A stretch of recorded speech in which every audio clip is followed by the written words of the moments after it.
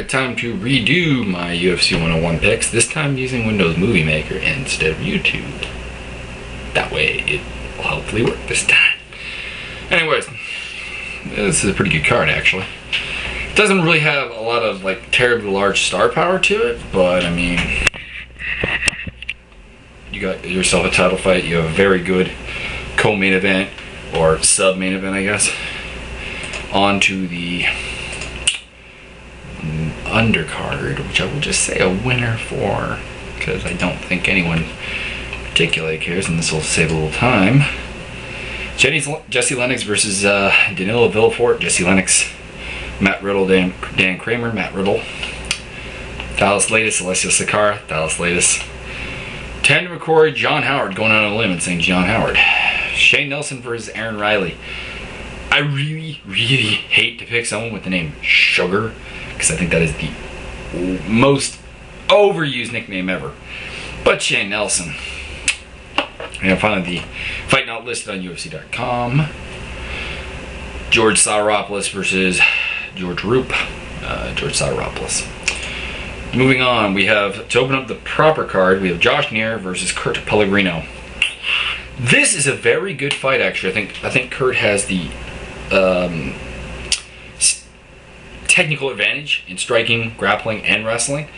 But at the same time, he's lost something that I think is very, very key to a fighter. He doesn't seem to have a lot of heart and not a lot of cardio. And basically, it seems he doesn't steamroll you like right away. He ends up having a lot of troubles, and I think against Josh Neer, he's going to have a lot of problems, and I think Josh Neer is going to win via unanimous decision, or maybe a strike at stoppage, but I'm going to go with the UD, winning rounds 2 and 3 and losing round 1. Next up, we have Kendall the Spider Grove versus Ricardo Big Dog Almeida. Big Dog is apparently moving down to 170, which is a good fit for him. He's not a terribly large middleweight. He's not a small middleweight, but he's not not terribly large. He is dealing with a 6-inch height disadvantage with Kendall Grove, 6'6" to 6 foot. Kendall is going to have the better striking. I don't think anyone particularly disagrees with that. I think Almeida's going to have striking that's not going to make it horribly one-sided, but at the same time, he's going to have a striking deficiency. I think he can take down Kendall Grove, though, because anyone except for Evan Tanner has pretty much taken down Kendall Grove, and that was when Evan Tanner didn't look so good. I mean, Patrick O'Tay took Kendall down. It's a bit disturbing when you really look at it like that. And he doesn't have the BJJ that, you know, a black belt like Almeida does under Renzo Gracie, and a very good one has. I don't think I'm actually going to take it a submission, just because I think Kendall, I've never really seen him in a lot of trouble on the ground in any of his fights, and I think he'll be able to he'll last the distance, but he'll lose a unanimous decision, pretty clear cut to Ricardo Almeida. Johnny Hendricks versus Amir Sadallah. Interesting fight. Johnny Hendricks is undefeated. Amir Sadallah is undefeated. Amir Sadallah we're a little more familiar with. Of course, won Ultimate Fighter, beat Stevie Dalloway. Also beat Matt Brown and Steve Burns and Gerald Harris during that time. And this is what actually gives me a lot of faith, is he's coming down in weight. You notice he dealt with some pretty good wrestlers on that list. Burns is an okay wrestler. I would say Gerald Harris and Stevie Dalloway are actually very good wrestlers. And I think Amir can deal with getting taken down by Johnny Hendricks, because I think he will, but I think he'll outstrike Johnny Hendricks, even though Hendricks has good hands, and he will submit him in the mid to late 3rd round. I'm going to go with probably with an armbar. The under main event, or co-main event, whatever you want to call it, is Anderson Silva versus Forrest Griffin.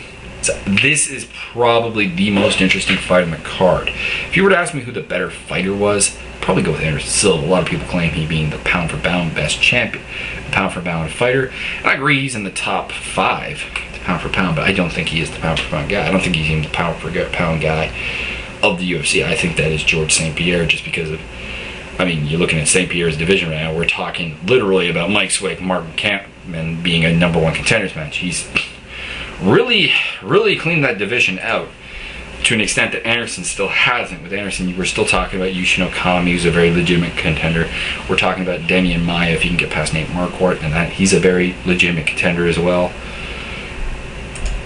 And some people still want to see a Dan Harrison rematch. When you look at, you know, the main contenders in the welterweight division, GSP, he's beaten John Fitch. No one really wants to see him fight John Fitch again. No one wants to see him really fight Koscheck again. No one really wants to see him fight Alves again, or Matt Hughes again, or Matt Serra again, or Carl Parisian again. So we're running pretty low, it would be fair to say.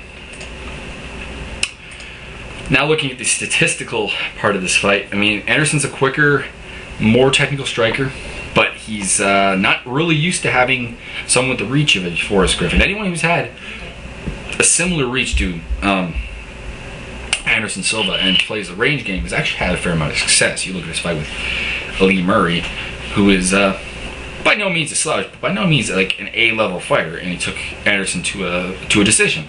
And it was a very close fight, actually. Well, not very close. I mean, Anderson clearly won the decision, but it was a close fight. Also, Forrest has got, you know, a pretty sizable size advantage, something Anderson's not.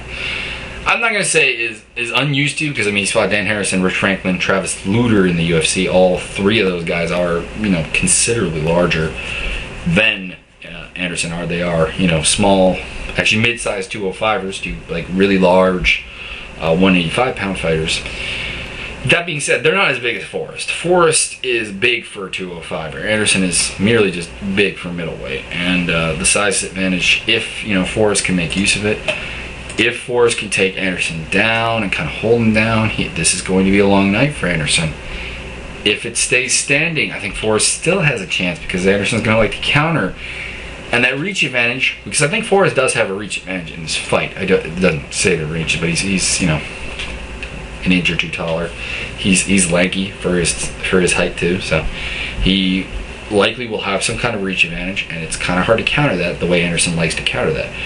That being said, I'm still taking Anderson Silva, I think by unanimous decision, because I think he will do enough.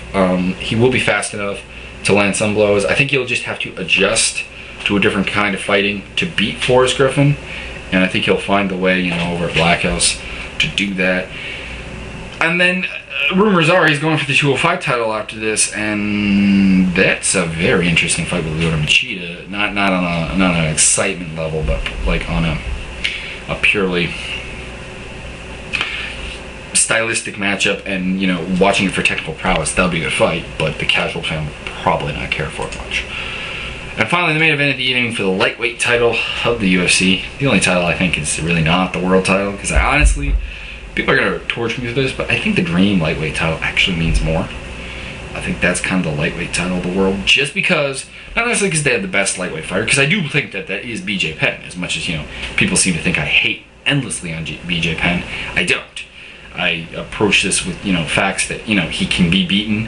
He does have some weaknesses as a fighter, and I think people really don't seem to get that. But at the same time, you look at I mean, we're talking about, you know, the top fighters outside of that are Kenny Florian, Gray Maynard, and Frank Edgar.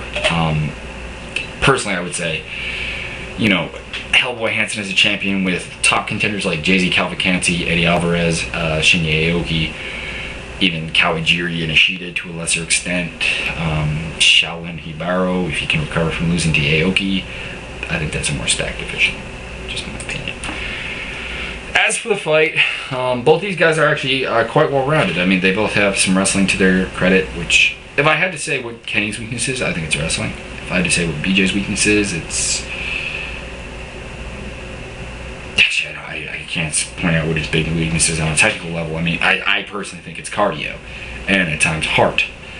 He doesn't really know what to do when he is outmatched. He doesn't have the cardio to go into the deep water and come out of it in good shape. But he is, I think, the better BJJ guy from top. I don't think Kenny can take him down, so I think, you know, in this case, the bottom game isn't going to overly matter. People seem to think he's great in all aspects, but his bottom game, in my opinion, it's good defensively. That is a hard guard to pass. It's just not happening. But he doesn't sub a lot of people off his back. Kenny's going to have to kind of hope to cut him, I think, in a large way. And he, you know, if anyone's going to do it, it is Kenny. with those damn elbows. That being said, BJ doesn't cut easy. I'm going to go BJ. I'm going to go with a 3rd round TKO stoppage because I don't think he quite submits him. Anyways, those are my picks for this card. Peace.